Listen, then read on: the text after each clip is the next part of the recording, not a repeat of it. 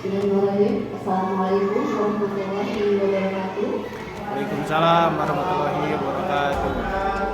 Selamat siang ya, pagi siang, Ibu Bapak Guru. Alhamdulillah lagi menuju siang ini ya, kita bisa berkumpul di sini di sebuah ruangan. Ini adalah momen yang paling bermanfaat untuk kita. Kita mengingatkan berkumpul di sini untuk mencari ilmu, menambah ilmu dan menambah wawasan. Sholawat dan salam kita tujuankan pada Nabi Muhammad SAW. Kita memohonkan syafaat dari beliau. Mudah-mudahan kita semua dijadikan manusia yang penuh rahmatnya dan keberkahan. Ibu Bapak ya, Bapak Ibu sudah melakukan aktivitas dari pagi sampai siang ya. Jadi saya undang Bapak Ibu untuk berkumpul. Saya akan memberikan sebuah atau menjelaskan pemahaman dengan beberapa pengalaman saya ya. Tapi sebelumnya saya akan mengajak Ibu Bapak dulu di sini supaya semua raganya, pikirannya ada di sini ya. Di ruangan ini itu memahami ilmu baru yang akan kita peroleh ya. Supaya Bapak Ibu lebih fokus lagi, lebih konsentrasi lagi ya. Saya di sini akan melakukan dulu pemanasan dulu ya untuk Ibu Bapak ya. Sedikit dulu ya. Biasanya kita juga di kelas dalam pembelajaran kepada anak-anak biar anak-anak termotivasi dan konsentrasinya penuh ada di kelas. Kita lakukan refresh dulu kepada anak ya. Nah di sini juga saya akan melakukan refresh dulu kepada Ibu karena di sini adalah hari spesial ya. Bapak Ibu sudah melakukan aktivitas, sudah mengajar dulu di kelas ya. Saya akan melakukan activity. Siap Ibu Bapak? Ya. Ya. Nah ini untuk activity-nya ya. Permainannya Ibu Bapak di sini kita olah bermain perkalian ya. Nah dalam perkaliannya ya. Nah di sini itu ya kita mulai dari depan dulu ya. Kita misalkan dengan begini. Kalian Ibu Bapak berhitung. Kalian jangan salah begitu ya. Bapak Ibu berhitung. Nah kita di sini kata kuncinya adalah perkalian ya. Nah jika tepuk atau dol ya. Nah untuk melatih konsentrasi Ibu Bapak ya. Nah di sini misalkan dari sini ya Bapak ya. Satu atau dari dulu ya. 1, 2, 3. Nah, kita kata kuncinya adalah kelipatan dari 3, perkalian 3 ya. Jadi di saat kalau misalkan 3, berarti jangan sebutkan 3, tapi tepuk tangan atau dol. Nah itu ya. Misalkan gini ya, kata Bu Adi kan 1, 2. Nah Bu Sita kan bagian 3. Ini kan kelipatan perkalian 3 ya. Jadi Bu Sita jangan menyebutkan 3, tapi dol atau tepuk tangan. Lanjutkan ke Pak Jaka, Bu Endang, balik lagi ya. Saya ambil berapa kali hitungan 4 kali sampai penuh ya. Ya, nah 1, 2, dol, 4, 5, dol ya kan. Nanti kelipatan ya. Kalau yang menyebutkan berarti ada kesepakatannya. Usul apa nih ya? Oke, ini gugur ya. Kesepakatannya berarti yang tidak tangan atau dol berarti gugur. Siap? Apa mesti diulang lagi? Oke, Bu Sinta, saya ulangi lagi ya. Bu Adi menyebutkan, kan Bu Adi namanya Bu Sinta, selanjutnya Bu Benda ya, Pak Jaka. Menyebutkan 1, 2, 3. Tapi kan kelipatan 3 kita kemudian ya. Nah, berarti Bu Sinta jangan bilang 3, tapi dol atau tangan. Oke, paham? Siap? Biar tidak konsentrasi atau salah dan tidak konsentrasi, gugur. Oke, siap, mulai? Mulai dulu ya, oke. Mau berdiri apa duduk aja? Duduk aja, oke, siap. Mulai dari Bu Adi dulu ya. Siap, permainan dimulai. 1, 2, 1.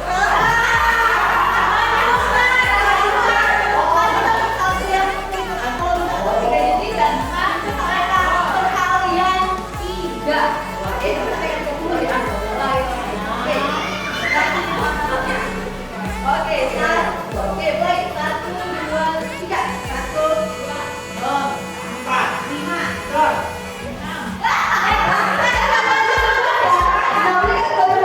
Oke, buaya gundul.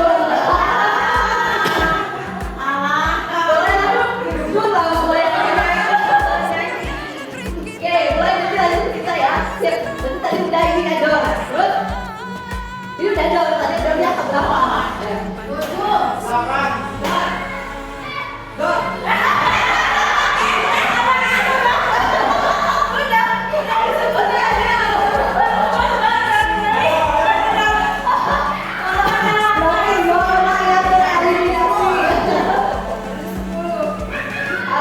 Lanjut lagi, sekali lagi, lanjut. Berarti 10.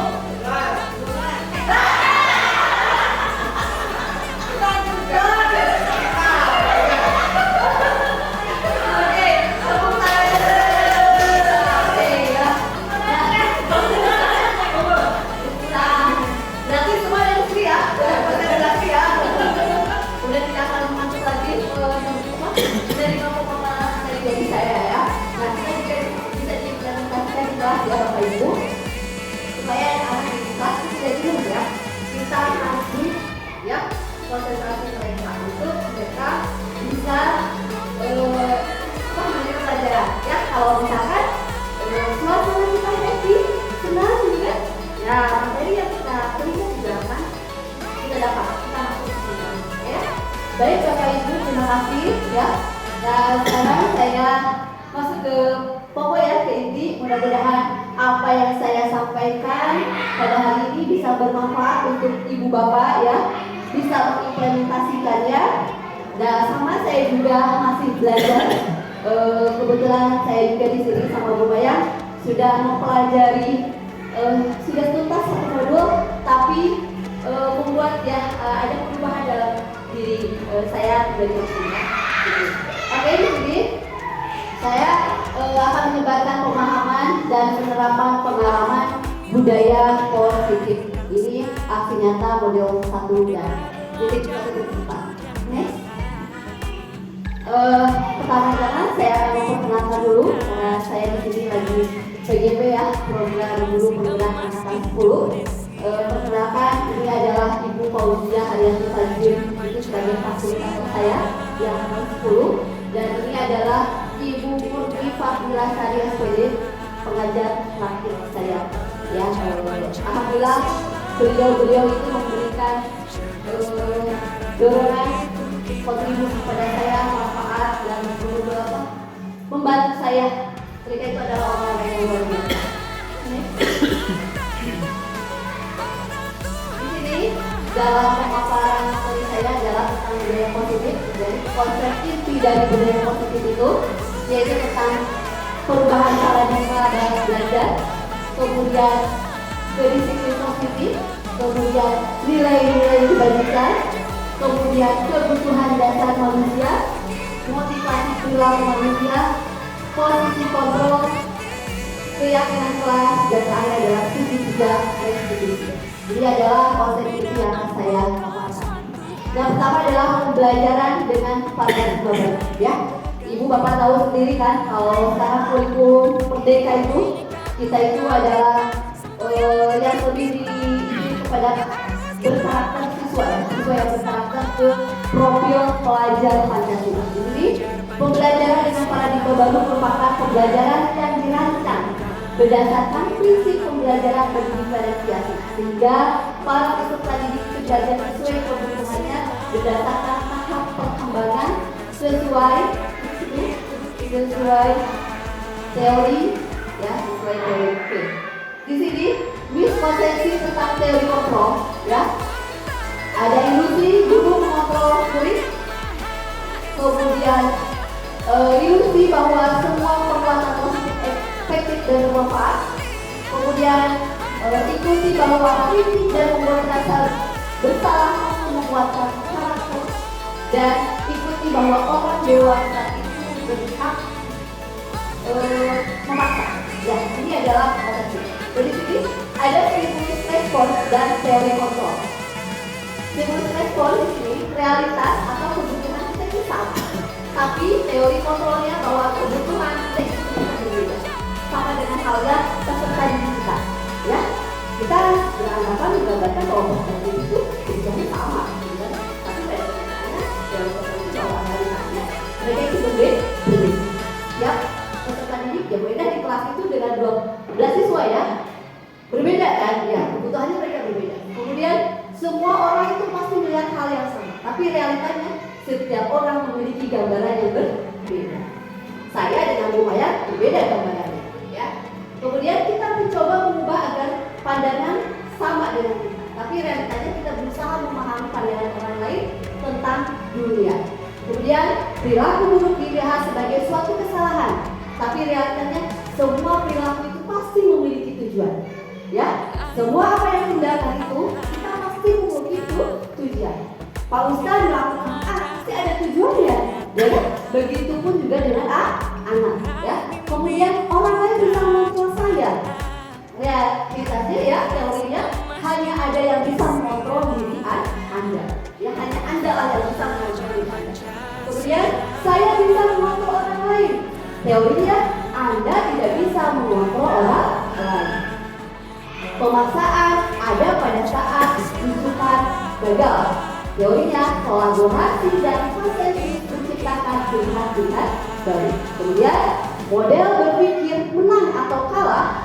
Teori kontrolnya model berpikir menang-menang. Oke, ya. Nah, di sini yang pertama yaitu disiplin kognitif. Karena kita baru tentang pembelajaran. Sekarang saya akan apa sih disiplin kognitif? Ya, nah, disiplin banyak orang yang memaknai itu sebagai sesuatu yang dilakukan seseorang pada orang lain untuk mendapatkan kepatuhan dan memiliki kecenderungan ketidaknyamanan serta sering dihubungkan dengan tata tertib yang berkaitan dengan sanksi dan hubungan bagi yang lain. Betul nggak ini Bapak? Ya, jadi kita itu biasanya disiplin itu kalau orang yang sudah patuh ada peraturan, ya kan? Ya. Kemudian di sini saya pelajari ya dari modul 1. Ki Hajar Dewantara menyatakan bahwa untuk mewujudkan murid yang merdeka, murid harus memiliki disiplin yang kuat yang berasal dari dirinya atau berasal dari luar dirinya, yang dinyatakan dalam bukunya yaitu Pemikiran Resepsi ya, Pelajaran Sikap Merdeka. Dan sikap 5 ini halaman 107 yang dipelajari oleh saya. Di mana ada kemerdekaan, disitulah harus ada disiplin yang kuat. Sungguhnya disiplin ini bersifat self-disiplin, yaitu kita sendiri yang mewajibkan kita dengan keras-kerasnya. Tetapi itu sama saja, sebab kalau kita tidak cukup melakukan self-disiplin, wajiblah penguasa lain didisiplinkan. Nilai kebajikan universal, ya, itu adalah nilai-nilai kebajikan universal adalah nilai-nilai yang disepakati bersama. Nah, banyak sekali nilai-nilai kebajikan ya. Ini saya tuangkan dalam proses pelajaran Pancasila. Nilai-nilai kebajikan itu beriman, bertakwa kepada Tuhan Yang Maha Esa, berakhlak mulia, mandiri, berdarah putih, berkebinekaan global, bertoleransi dan lain-lain. Kemudian dalam sikap murid, toleransi, rasa hormat, integritas, mandiri, menghargai, antusias, empati, kelincahan, kreativitas, kerjasama, percaya diri dan komunitas. Kemudian kalau dalam keterampilan hidup atau life skill, nilai-nilai kebajikannya yaitu dapat dipercaya, lurus hati, pendengar yang aktif, tidak merendahkan orang lain, dan memberikan yang terbaik dari diri. Inilah adalah nilai-nilai kebajikan dalam diri seseorang, ya. Bisa itu dalam profil pelajaran Pancasila, sikap murid maupun life skill atau keterampilan hidup. Baik. Kemudian ada kebutuhan dasar manusia, ya. Manusia itu memiliki kebutuhan dasar. Jadi ada nilai-nilai kebajikan yang dimiliki oleh seorang manusia, ya. Terutama kita sebagai pendidik, ya. Nah, di sini ada juga kebutuhan dasar manusia. Kebutuhan dasar manusia adalah segala sesuatu yang kita lakukan untuk mendapatkan apa yang kita inginkan. Terkadang kita tidak menyadari bahwa perilaku yang dilakukan pasti memiliki alasan dan tujuan. Perlu dipahami bahwa ketika siswa melakukan perilaku yang tidak baik, maka saat itu siswa memiliki kebutuhan dasar yang harus dipenuhi. Ini ya, kita kalau seperti ini udah, kita juga sebagai kita ya, kita memiliki kebutuhan dasar. Seorang siswa banyak sekali ya, kita sudah belasan tahun bersama siswa, mengajar siswa. Kadang-kadang kita tidak tahu sih, tidak bisa menggali apa sih yang mereka inginkan? Ya, apa? Kadang-kadang kita kan cuma sepintas saja ya. Yang pasti kita itu peran itu ada pembelajaran itu kita menyampaikan ilmu kepada anak, kita sampai kita program kita selesai aja, juga. Tapi kita menyadari bahwa kejadian-kejadian tiap kali sama anak-anak itu ada kebutuhan dasar yang mereka miliki. Ya, tanpa kita sadari, ya. Kadang-kadang kan banyak sekali ya kasus itu ya, itu banyak sekali kan. Ibu bapak ya, murid kita itu adalah berkarakter yang unik, ya kan? Beragam, bermacam, ya bermacam-macam. Mereka pasti mempunyai kebutuhan dasar dari setiap masing-masing murid ya. Nah di sini kebutuhan dasar manusia itu ada 5. Yang pertama dia bertahan hidup, yang kedua kasih sayang, yang ketiga kebebasan, yang keempat kesenangan, yang kelima ini adalah penguasaan. Apabila kelima dasar kebutuhan dasar manusia sudah terpenuhi, ya mereka sudah bahagia lahir batin, ya kan? Mereka sudah bahagia lahir batin, ya. Tapi setiap anak mungkin masih ada yang memerlukan kebutuhan dasar ini. Apakah si A atau si A itu? Ya, tentunya yang kebutuhan dasar yang satu, atau yang kedua, atau yang ketiga kebebasan, atau yang keempat, ataupun yang kelima penguasaan. Kadang-kadang kita contoh dalam satu ya, ada anak yang misalkan di kelasnya tidur-tiduran, tata pola, kadang-kadang terus duduk aja dia seenaknya, ya kan? Itu kan menunjukkan kalau mereka itu mempunyai kebutuhan dasar, ya. Apakah misalkan ibu contoh nih, kalau misalkan ada anak yang di kelasnya itu duduknya tuh selalu di luar, kadang-kadang aku ke atas. Atau kadang-kadang tidur-tiduran di perempuan sama kita, oh kamu duduknya seperti itu, mulai nih gitu kan gitu. Itu sebenarnya anak itu ada kebutuhan dasar yang mereka butuhkan. Kira-kira apa Bu? Kalau misalkan anak tidur-tiduran nih, maksudnya kemana? Dia membutuhkan kebutuhan dasar yang mana? Kasih sayang. Kenapa? Kasih sayang. Pengen diperhatikan atau mencuri perhatian. Oke, buka ya. Penguasaan. Oke, Bu Sinta ada apa? Kalau misalkan nih, ada ya Bu Sinta di kelas ya anak ya? Beda, dia suka tidur-tiduran, ketakuan, kadang-kadang apa? Itu namanya apa? Kebebasan. Oke, sama ya. Kenapa kita kebebasan? Masih ada alasannya. Kenapa itu? Karena melihat bahwa anak itu suka kalau atur misalkan kalau belajar sikap sempurna misalnya ya. Karena terlalu lama pengennya maksudnya kurang adil kayak dia jadi kebebasan. Oke, ya itu adalah salah satu kebutuhan dari anak-anak. Kemudian dari kita apa tadi? Kasih sayang apa? Pengen diperhatikan, pengen diperhatikan sama dia aja sayang. Oke, supaya siapa? Penguasaan itu apa?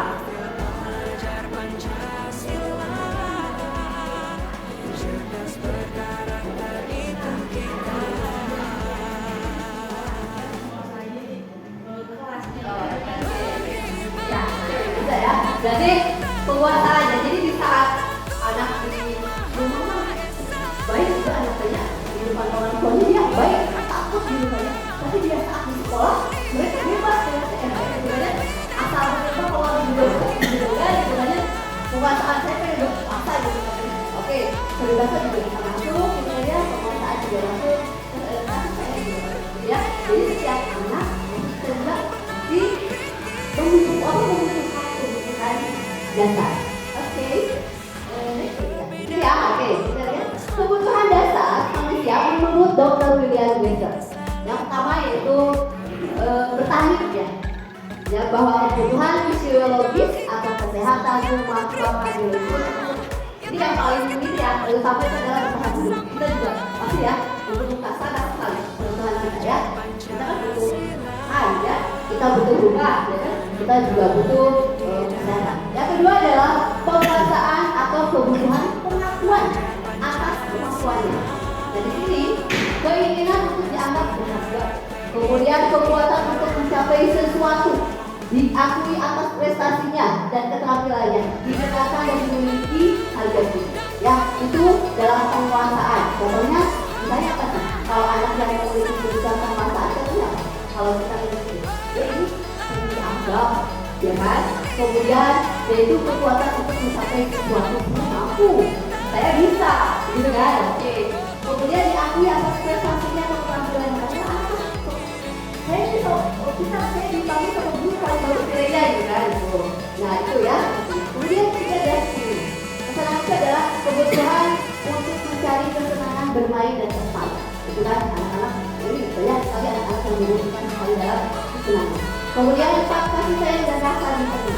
Kebutuhan untuk disayangi dan diterima yaitu kebutuhan tetap terhubung dengan orang lain. Jadi yang paling ini ya, yang paling sensitif ya, kebutuhan kasih sayang itu juga kita pasti butuh kasih sayang ya. Kemudian kebebasan atau kebutuhan akan pilihan.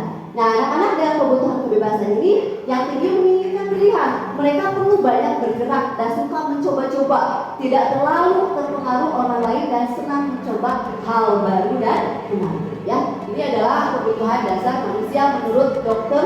William Glasser. Ya, next. Sini, nah, dalam kebutuhan itu ada motivasi perilaku manusia ya. Hah? Karena manusia itu setiap dia melakukan sesuatu itu ada motivasi ya. Yang pertama yaitu motivasi itu dibagi dua ya, ada motivasi ekstrinsik, ada motivasi intrinsik. Motivasi ekstrinsik itu adalah motivasi yang berasal dari luar. Kalau motivasi intrinsik adalah dalam dirinya sendiri ya. Yang dari ekstrinsik itu adalah contohnya apa? Untuk menghindari ketidaknyamanan atau hukuman. Kemudian untuk mendapatkan imbalan atau penghargaan dari orang lain. Misalnya, ya kan motivasi ada kan anak banyakannya gitu ya. Kalau anak itu banyakannya motivasi dari ekstrinsik ya. Banyakannya motivasi ekstrinsik kan anak-anak. Ya, kadang-kadang mereka itu melakukan sesuatu asli. Kubu Eda misalnya, Silvi setelah suka jaka gitu kan. Jadi dia melakukan gitu kan. Saya harus dapat apapun dari setelah suka jaka. Gitu kan anak-anak. Terus kemudian dia untuk mendapatkan imbalan. Saya lakukannya harus nomor satu, yang pada motivasi tunai juga, gitu kan? Atau saya tadi pamerkan sama pajakan. Itu adalah motivasi anak yang berasal dari ekstrinsik, ya. Nah, yang kedua ini yang motivasi ini adalah sulit ya. Ini adalah untuk menjadi yang mereka inginkan dan menghargai sendiri dengan nilai-nilai yang mereka percaya. Jarang sekali ya anak memiliki motivasi intrinsik. Jadi mereka melakukan sesuatu itu atas kesadaran sendiri. Saya pengen menghargai diri sendiri, gitu kan? Tapi itu jarang untuk dilakukan pada anak-anak. Nah ini adalah kita sebagai seorang pendidik ya, untuk memperkuatkan motivasi intrinsik dari anak, sehingga anak melakukan sesuatu di sekolah itu tidak atas dasar motivasi ekstrinsik. Tapi pada kenyataannya tidak bisa terlepas ya. Kadang kita juga sama ya. Coba Pak Jaka kalau melakukan sesuatu biasanya yang timbul motivasi apa? Ya, gitu ya. Jadi sama ya untuk motivasi dari dirinya ya. Oke, juga sama kalau melakukan sesuatu. Ada pun nggak bisa ya. Jadi lebih kayak ya. Sebenarnya kita melakukan motivasi itu, kita motivasi kita untuk melakukan sesuatu itu, ya kita bisa eksplisit pada diri sendiri. Tapi sebenarnya yang eksplisit kita ini ya, gitu kan? Nah di sini, tadi ya ada keterkaitannya. Biasanya kan kita kalau motivasi dari eksplisit itu kita aku sih ada yang hukuman gitu kan? Aku ada yang menghilangkan dari ketidaknyamanan. Jadi ada yang dinamakan kita hukuman, konsekuensi sama retribusi. Ini tiga ini yang kita ada yang dulu dalam kita di sekolah gitu kan ya. Dan di sini adalah hukuman. Hukuman itu adalah tidak terencana atau tiba-tiba. Kalau anak ada yang kesiangan, jangan langsung membentak. Kamu tidak boleh masuk, berdiri di depan kelas. Itu kan tiba-tiba ya, benar nggak? Tanpa terencana. Itu adalah suatu hukuman. Murid tidak tahu apa yang akan dilakukan, benar nggak? Dia kesiangan upacara atau kesiangan masuk kelas. Jadi tidak tahu apa yang akan dia terima, gitu kan? Pas begitu datang gurunya, katanya Kak, kamu keliling di lapangan 20 hari. misalnya gitu kan, itu termasuk apa? Hukuman. Itu ya, itu adalah ciri dari hukuman. Kemudian konsekuensi. Konsekuensi itu adalah rencana atau disepakati sesuai dengan peraturan. Nah, ya peraturan murid tetap, tapi murid tetap juga tidak zaman, ya. Nah, di sini perbedaan hukuman dan konsekuensi. Ya, kalau hukuman itu tiba-tiba ya kita tidak tidak ada hukuman timbal balik lagi. Misalkan gini, saya ada dua contoh nih. Pajaka pelajaran agama ada siswa yang telat masuk ke kelas. Kemudian pajaka bilang kamu lari di lapangan 10 kali. Oke, kemudian Pak Fedi sebagai guru PJO ada siswa yang terlambat 15 menit pelajaran PJOK. Kemudian Pak Fedi menyuruh siswa itu kamu lari di lapangan 10 kali. Oke, yang pajaka itu hukuman apa konsekuensi? Hukuman. Kenapa? Tidak ada korelasi ya, tidak ada korelasi. Itu mah pajaka pelajaran PAI, nah sampai guru kita lupa, kita lari gitu kan, itu termasuk hukuman. Terus kalau yang kasus KPB, itu hukuman atas konsekuensi. Konsekuensi ya, karena itu bisa dikatakan sebagai adanya korelasi ya. Korelasi dong kita, karena kan lalu pelajaran PJOK ya, jadi biasa. Jadi kalau misalkan kita itu nggak baca ya, hukuman apa konsekuensi itu ya. Jadi kalaunya hukuman itu lebih ini ya, dibanding konsekuensi ya. Jadi kadang-kadang bapak ibu setuju nggak kalau misalkan anak di sekolah dia bangga misalnya, atau dia ini ya, itu tidak ya kalau dia diberi hukuman itu akan memperhatikan tidak apa? Mungkin bagi anak ada perasaan beban. Kalau dihukum mungkin saat itu dia takut atau dia melakukan sesuatu yang merubah sikapnya. Kalau lain kali mungkin dia merasa lebih kejam atau lebih ngehajakin. Kalau dengan hukuman, kalau dengan konsekuensi mungkin ada lebih tidak terlalu diam. Ya. Kalau dengan hukuman kan menjadikan hanya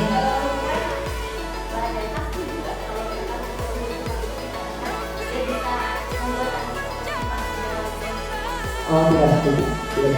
Walaupun ada, cuma sesaat itu aja. Mungkin di balik raya atau di balik setelah pulang sekolah dia mempunyai perasaan dendam. Gitu. Jadi motivasinya cuma sesaat aja. Kalau dia tahan gitu, berarti mungkin satu detik saat itu aja. Kan udah ya. Iya. Oke, siap. Terima kasih Pak Jaka. Pas buat Pak Jaka ya. Terima kasih. Itu tentang hukuman dan konsekuensi ya. Ada yang pasti ada juga yang berpendapat setuju juga gitu kan. Anak melakukan hukum pasti akan ada motivasi. Tapi pada kenyataannya ya tidak setuju ya. Kecuali kita memberikan hukuman itu yang konsekuensi tadi ada korelasi ya, ada manfaat untuk anak. Oke, kemudian yang tadi adalah restitusi. Nah, di sini adalah proses menciptakan kondisi bagi murid untuk memperbaiki kesalahannya. Nah, di sini proses kolaboratif yang mengajarkan murid untuk mengakui atau meyakini kesalahannya ya.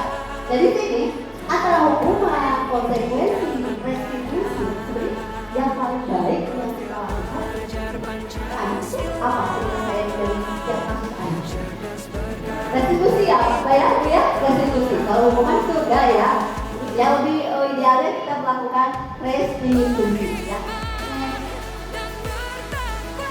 Nah, di sini, kita sebelum kita restitusi dulu ya. Kita juga di sini sebagai pendidik ya, sebagai guru itu mempunyai 5 posisi kontrol ya. Tadi kita sudah tahu ya Pak ya, sudah paham. Itu hukuman, konsekuensi. Nah, di sini ada posisi kitanya, ya posisi seorang gurunya. Nah, di sini ada 5 posisi kontrol. Jadi yang dimiliki oleh seorang guru. Yang pertama adalah penghukum, kemudian pembuat merasa bersalah, kemudian teman, pemantau, dan manajer. Di sini Bu, kita dalam sehari-hari kita bisa saja posisinya berada di sebagai penghukum, ya. Kita bisa saja ada di rasa pembuat bersalah atau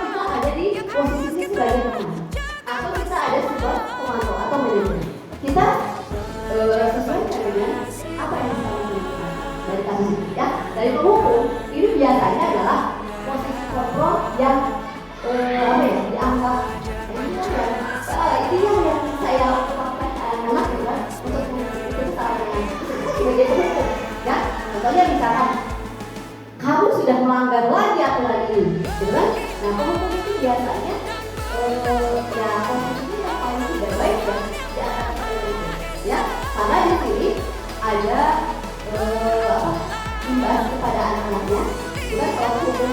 Jadi biasanya kalau misalkan kita menghukumi itu biasanya saat itu jadi kita tiba-tiba kita membentak memarahi gitu kan, kamu tidak memakai sepatu yang warna hitam, jadi kamu tidak boleh masuk kelas, atau selama pembelajaran ibu kamu tidak boleh pakai sepatu.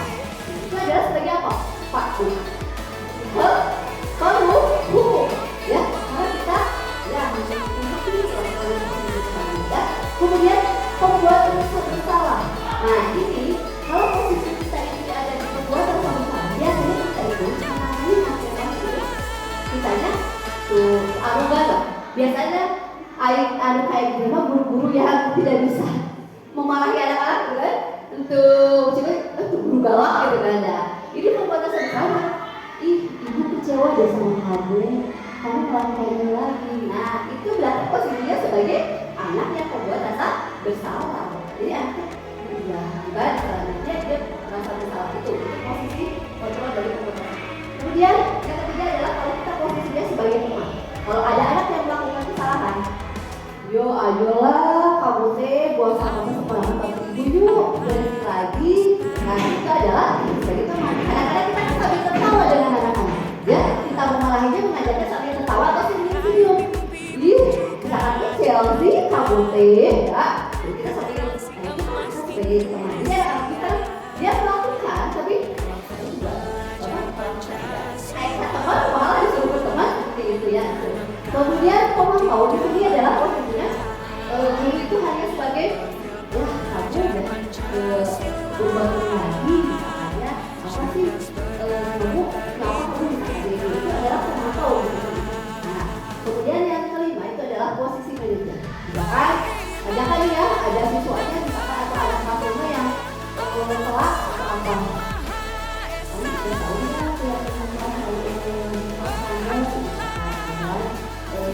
kamu tidak sama kayak gitu, itu posisinya kita pulihkan ya.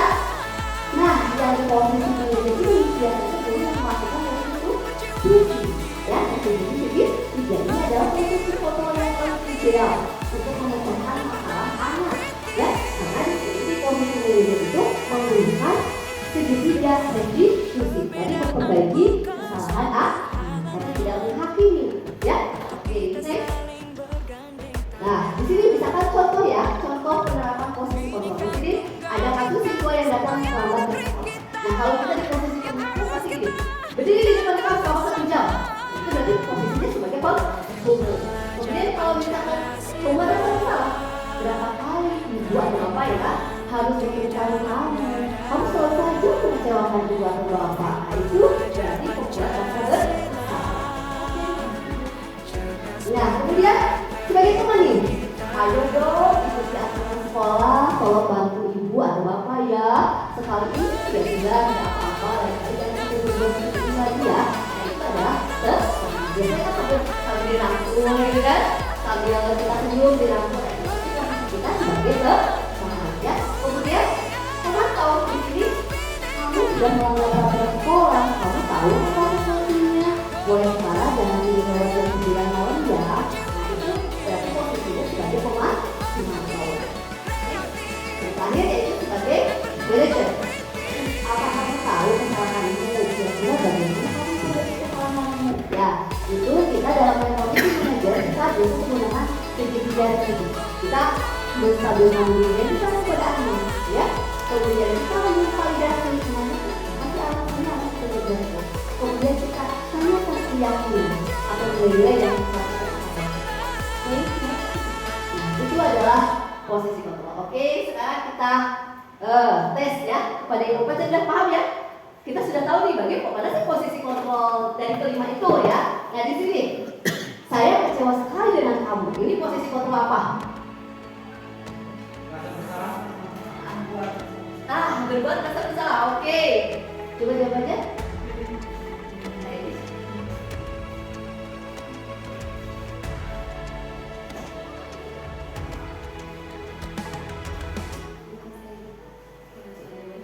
Ini tadi saya kecewa sekali. Ini adalah membuat membuat rasa bersalah. Oke, boleh.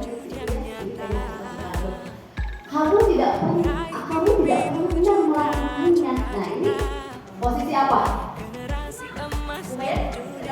Kamu tidak pernah melakukannya. Coba. Kamu berbuat yang besar. Oke. Ayolah lakukan demi ibu dan bapak. Oke, good ya. Kemudian, kamu tidak pernah mendapat nilai jika tidak pernah melakukan pemantau ya. Kamu tidak ya pemantau. Kemudian mengapa tidak menangkap? Apakah mengapa tidak melakukan?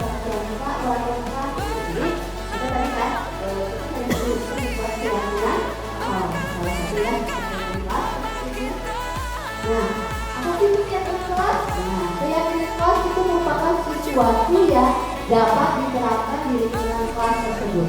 Pembuatan keyakinan kelas itu melibatkan semua, yaitu apa? Warga kelas, melalui kegiatan pendapat. Keyakinan kelas ditinjau kembali dari waktu ke waktu. Nah, di sini adalah pembentukan keyakinan kelas. Kita harus tahu dulu sih, kita dalam pembentukan keyakinan kelas. Yang pertama, harus bersifat abstrak, ya. Kemudian berupa pernyataan universal atau menyeluruh, ya. Kemudian dibuat dalam pernyataan positif, yaitu dalam keyakinan kelas itu harus dibuat dalam pernyataan positif. Tidak boleh ada kata negatif, ya. Misalkan jangan kita menghargai teman, ada kata-kata jangan mengejek teman, misalnya. Itu kan konotasinya negatif. Dan kita pernyataan positif ganti jadi saling menghargai dengan teman, ya, itu. Kemudian sesuai dengan kondisi kelas dan sekolah yang kemudian diterapkan. Kemudian semua warga kelas sekolah itu dilakukan. Jadi tidak hanya siswa aja, semua guru juga harus dilibatkan. Nah, ini ada contoh ya. Contoh saya dalam membuat keyakinan kelas di kelas 6. Di sini maaf, tadinya saya akan muat video saya dalam proses pembuatan kesepakatan kelas karena tidak ini ya tidak ada proses tidak masuk. Jadi sini sebenarnya ada video ya. Jadi pertama kita berdiskusi dengan anak-anak. Kita menggunakan kita gali ide dari anak-anak dari keyakinan. Apa sih harapan mereka? Apa yang mereka inginkan di kelas? Gitu kan? Biasanya gitu ya. Tapi kadang ajak ini kita belajar nyaman ya, pengen tertib ya. Iya bu, biasanya kalau kita belajar tidak nyaman gimana? Berisik bu atau gimana? Nah, gimana kalau kita buat keyakinan kesepakatan kelas? Nah kita gali dulu apa yang ini, terus kita gambarkan kepada anak-anak. Kira-kira kalian pengen gambaran kelas yang ideal itu kira-kira apa? Ya kan? Pasti anak-anak bercurah-curah kan? Saya tidak ingin dicontek bu, saya pengen tidak ada yang tatakan misalnya dari begitu. Terus tong ayam, jangan ada yang ingin keluar masuk bu, gitu kan, hilir mudik, gitu kan. Nah terus jangan ada yang terlambat bu, gitu kan. Anak-anak masih bersih. Dari situ kita berdiskusi dengan anak-anak, ya. Apa sih yang mereka inginkan, ya. Kemudian setelah itu kita berilah kertas kecilnya kepada anak-anak masing-masing. Mereka tuangkan apa yang mereka inginkan di kelas ini, ya. Kemudian kita suruh tempelin anak-anak hasil mereka, ya kan, ditempelkan. Kemudian ya bersama kita berpilah-pilah lah ya apa yang harus sesuai dengan kondisi kita. Baru setelah itu setelah disepakati sama anak-anak dulu dan anak-anak itu disepakati udah nih deal. Misalkan datang tepat waktu, tidak menjaga kebersihan kelas, menghargai teman, tidak membuli teman di kelas, ya. Kalau izin keluar harus tangan katanya atau izin dulu. Nah, setelah sepakat ya anak, baru kita jadi anak-anak adalah baru kita ajak anak-anak untuk menandatangani hasil kesepakatan keyakinan, ya. Setelah itu setelah kita mintakan tanpa saja di kelas, ya, hasil keyakinan kelas kita. Alhamdulillah saya sudah bicara dengan senang ya, dan alhamdulillah juga ada semuanya begitu dan anak belajar juga dengan kondisi. Jadi setiap kita ada kasus dari anak kita kan akan lihat. Oke, itu ibu. Oke, kemudian nah di sini kalau kita sudah mempunyai keyakinan kelas gitu kan, kita sudah sepakat dengan anak-anak. Nah, bagaimana kita menyelesaikan kasus anak-anak? Ya, kasus anak banyak yang punya di kelas. Ya, ayah anu guru ayah anu ngajailan kayak temennya ada. Ya, ada pemboyok-boyok ya bu, ada yang pemboyok-boyok gitu kan. Nah, tadi saya sudah memaparkan ya tentang bagaimana sih kalau kita ya terus kebutuhan dasar anak itu seperti apa ya? Nah di sini yang tadi dikatakan konsekuensi dan resiko ini adalah cara yang paling ideal untuk menyelesaikan kasusnya ya. Itu segitiga resiko. Apa sih segitiga resiko? Segitiga resiko itu adalah proses menciptakan kondisi bagi peserta didik untuk memperbaiki kesalahan mereka sehingga mereka bisa kembali pada ya. Oke, jadi di sini segitiga resiko itu anak yang gagal menjadi anak yang berhasil. Ada segitiga resiko tahapannya ada 3. Yang pertama adalah menstabilkan identitas, kemudian validasi tindakan yang salah, dan yang ketiga adalah menanyakan keyakinan. Oke, satu-satu ini adalah menstabilkan identitas. Di sini adalah kita mengubah identitas anak dari orang yang gagal atau melakukan kesalahan menjadi orang yang berhasil. Ya, di sini biasanya kita kalau anak itu kita panggil dulu ya anaknya. Misalkan nak nanti pulang dan istirahat boleh menemui ibu ya. Nah di sini kita bikin percakapan dengan anak-anak ya. Kita menyelesaikan masalah. Di sini biasanya kalau menstabilkan identitas kita kalau berbuat salah itu wajar, ya. Terus tidak ada manusia yang sempurna. Bapak ibu juga pernah melakukan itu. Bapak ibu atau tidak mau mencari siapa yang salah, tetapi bapak ibu akan mencari solusi sama-sama. Jadi karena hal yang kita itu memanggil anak itu kita menstabilkan identitas dulu, ya. Dalam ini, jadi kita biasa memberikan dulu ini ya.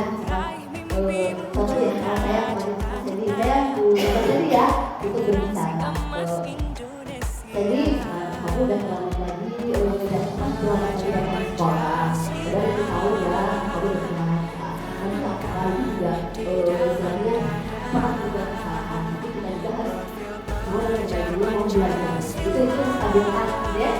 Kemudian next, yang kedua adalah selanjutnya yaitu validasi tindakan. Jadi setiap tindakan dilakukan dengan suatu tujuan, yaitu memenuhi kebutuhan dasar. Guru mengubah pandangan teori guru respon ke cara berpikir. Ya, jadi kamu pasti punya alasan mengapa kamu melakukan hal itu. Ya, setelah kita melakukan identitas,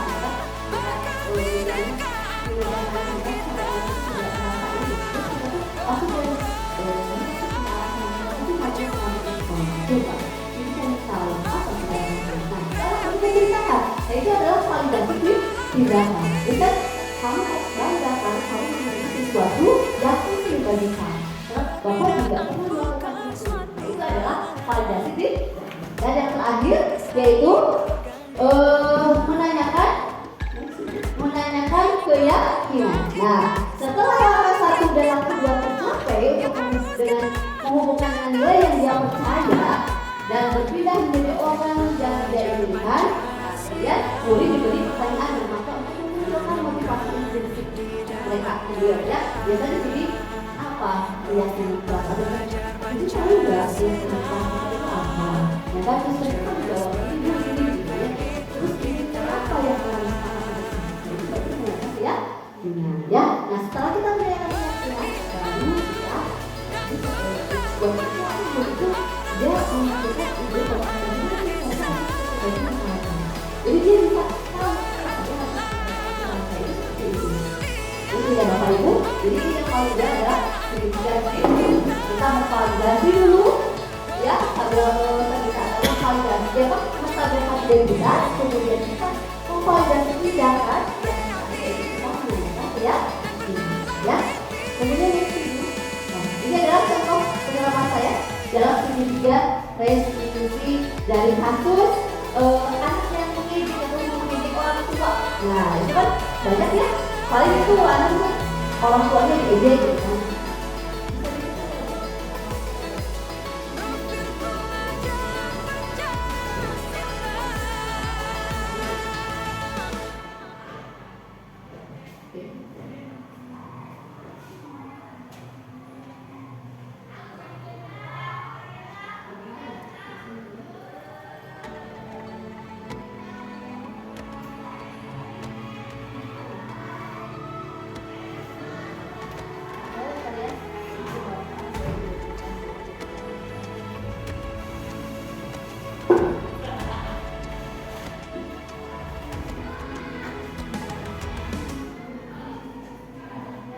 Ayo memilih apa yang kau suka. Merdeka belajar wujud yang nyata. Raih mimpimu juga cita-cita. Generasi emas Indonesia. Profil pelajar Pancasila. Bluetooth kan? Bluetooth kan? Tanamkan di dalam dada.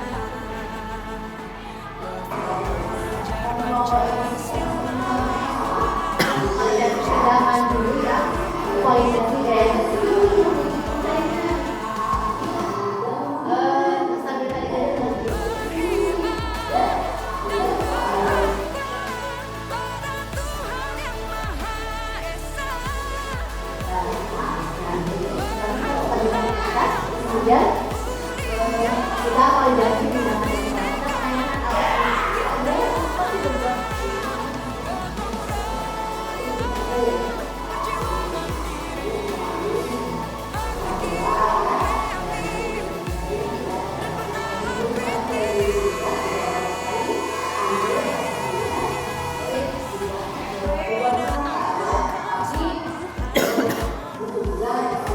Kita saling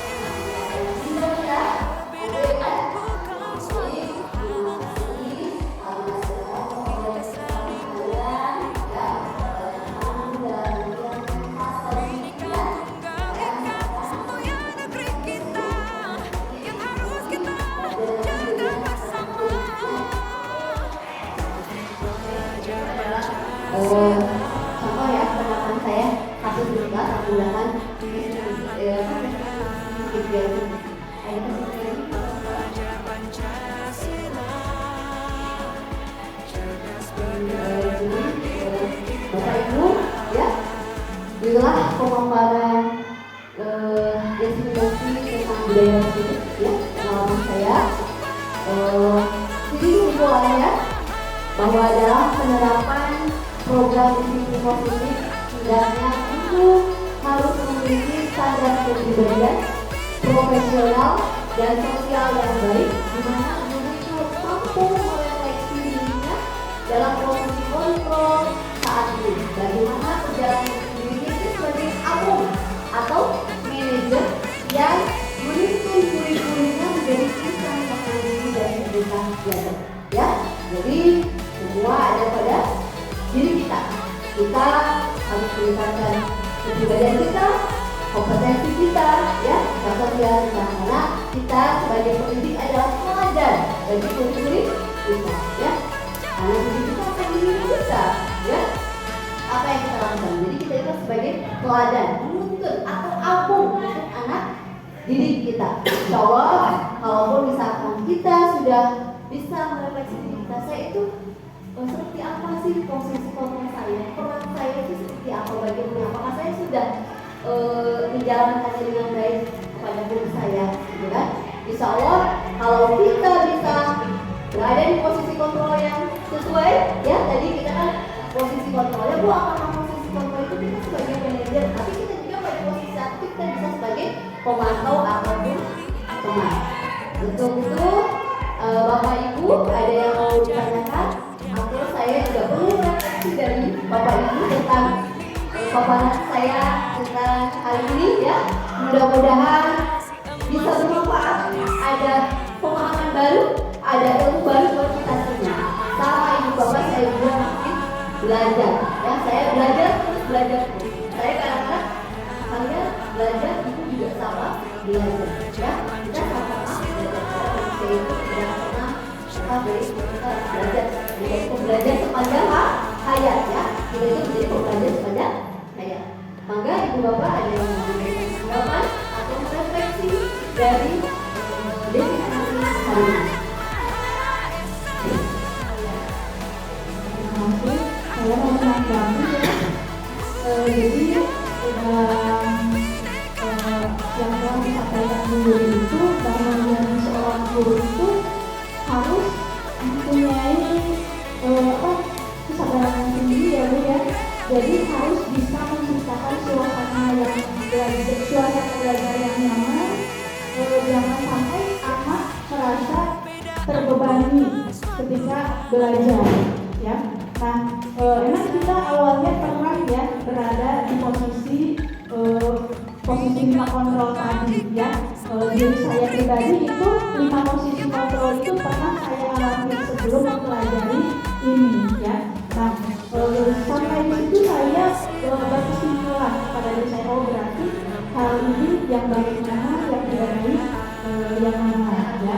Ya, berarti harus ada peningkatan kualitas dalam mengajar kita supaya tidak dicap guru galak, itu saja.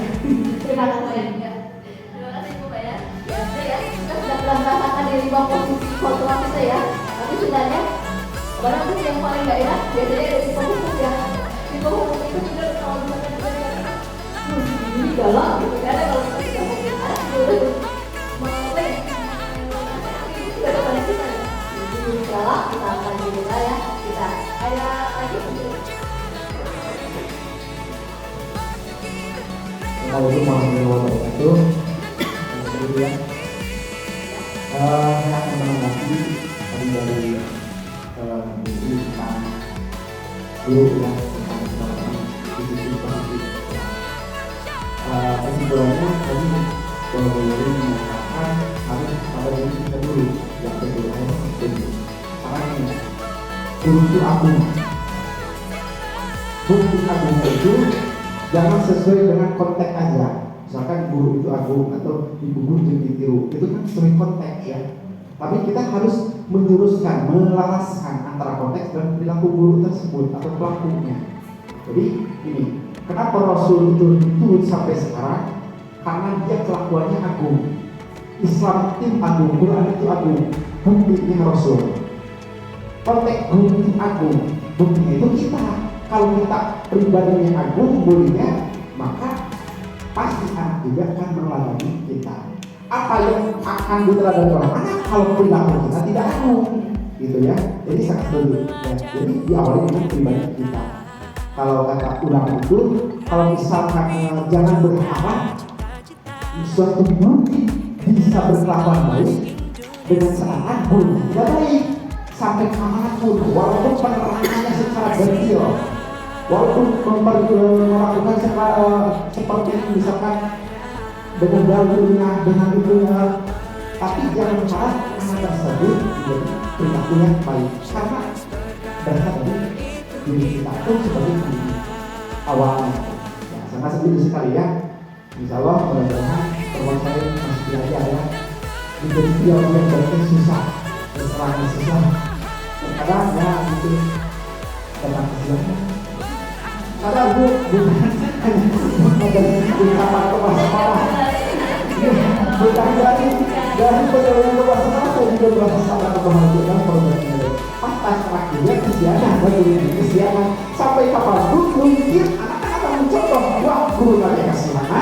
Nah, jadi perilaku itu harus berubah, harus pada gurunya, termasuk dari pribadi salah berubah.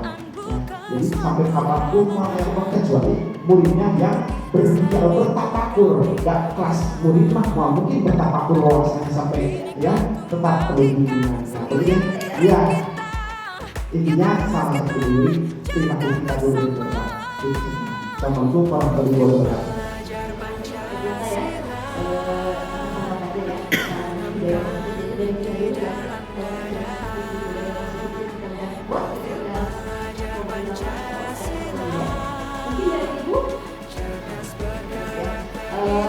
Dan Bapak ya, alhamdulillah kita sudah selesai, saya sudah selesai mendokumentasikan budaya positif ya. Mudah-mudahan apa yang saya paparkan, apa yang saya sampaikan bisa bermanfaat untuk Bapak Ibu dan bisa menginspirasikan kita kalau kita ilmu baru ini dalam kelas harus ya. Karena kita juga sama-sama belajar ya Bapak ya. Kita masih belajar karena kita itu bahwa kamu itu tidak berpihak atau berpihak saja kemudian ya kita itu memanusiakan kita itu sebagai pelayan ya kita menggunakan murid kita yang murid tapi kita juga menggunakan langsung sebagai aku itu murid kita ya jadi tidak yang tinggi kemudian terbuka jadi ada yang ya. Terima kasih Ibu Bapak atas waktunya sudah mau meluangkan waktu ya dalam di sini ya di ruang kita di ruang sama diskusi aja ya di ruang diskusi dan pemaparan seperti saya tentang budaya positif. Mohon maaf apabila dalam pemaparan saya masih ada kekurangan ya. Saya juga manusia ya manusia tidak ada kekurangan. Mohon maaf apabila selama ini di sini saya juga sama seperti masih belajar bukan memberikan contoh atau mengguru ya. Akhirnya kita ya. Wassalamualaikum warahmatullahi wabarakatuh.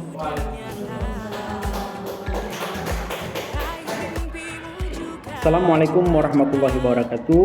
Perkenalkan nama saya Enceng Sutisna SPDI, rekan guru dari Ibu Yuri Yuriani SPD, calon guru penggerak angkatan 10. Saya mengucapkan selamat kepada Ibu Yuri Yuriani yang telah melaksanakan aksi nyatanya dalam penerapan prakarsa perubahan yang telah dibuat.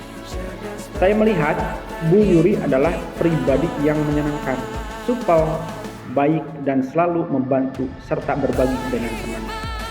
Prakarsa perubahan diri yang telah dilaksanakan oleh Ibu Yuri berdampak positif bagi murid dan guru serta sekolah dengan pengajaran dan pembiasaan tersebut. Saya yakin jika diimplementasikan dan dibudayakan secara konsisten akan membentuk pribadi siswa dengan karakter profil pelajar Pancasila. Saya berharap untuk kedepannya Bu Yuri Yuriani bisa melanjutkan untuk menggapai visinya dan sukses untuk pendidikan guru penggerak. Semoga kita bisa terus memberikan perubahan positif bagi sekolah. Amin. Wassalamualaikum warahmatullahi wabarakatuh. yang harus kita jaga bersama. Profil pelajar Pancasila tanamkan di dalam dada. Profil pelajar Pancasila cerdas berkarakter itu kita.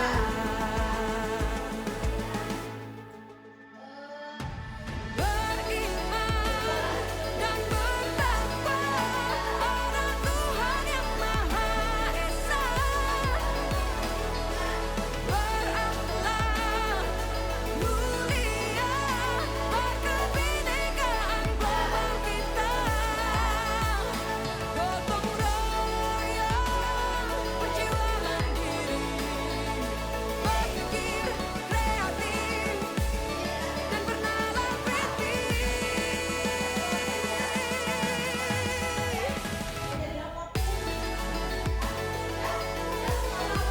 Profil pelajar Pancasila.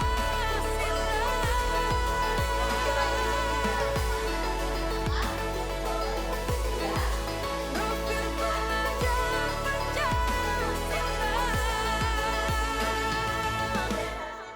Ini dari buku kelas sama kalian. Ya, kita sudah sepakat ini kesepakatan kelas kita. Yang pertama tadi apa, Sen? Oke, atau berbicara sopan dan berbicara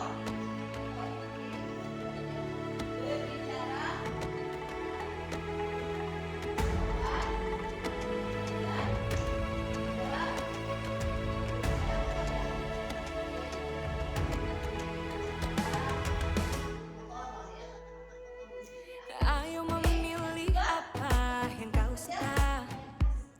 Merdeka belajar wujud yang nyata.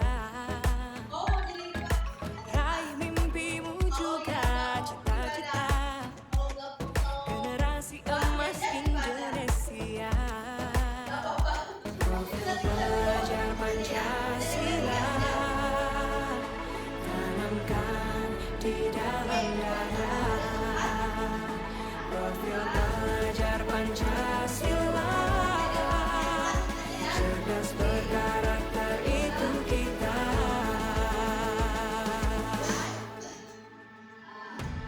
Beriman dan bertakwa pada Tuhan yang Maha Esa. Berakhlak mulia berkebinekaan global kita. Gotong royong berjiwa mandiri, berpikir kreatif dan bernalar kritis. Perbedaan bukan suatu halangan untuk kita saling bergandeng tangan. Bineka Tunggal Ika semboyan negeri kita yang harus kita jaga bersama. Profil pelajar Pancasila tanamkan di dalam dada. Profil pelajar Pancasila cerdas berkarakter itu kita.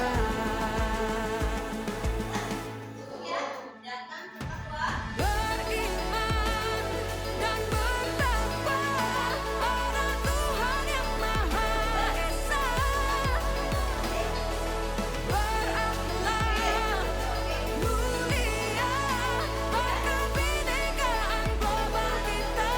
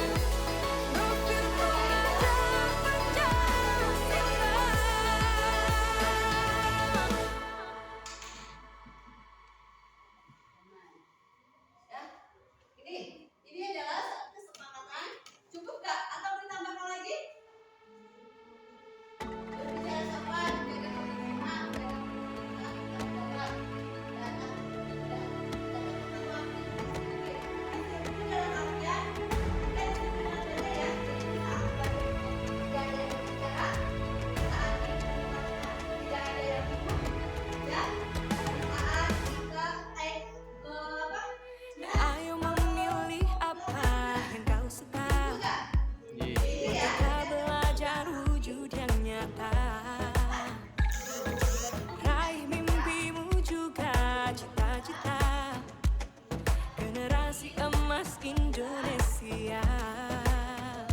Profil pelajar Pancasila tanamkan di dalam dada. Profil pelajar Pancasila cerdas berkarakter itu kita.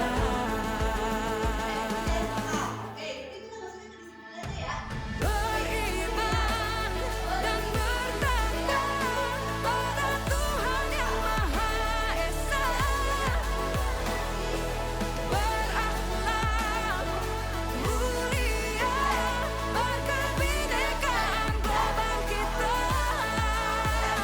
Gotong royong, berjiwa mandiri, berpikir kreatif dan bernalar kritis.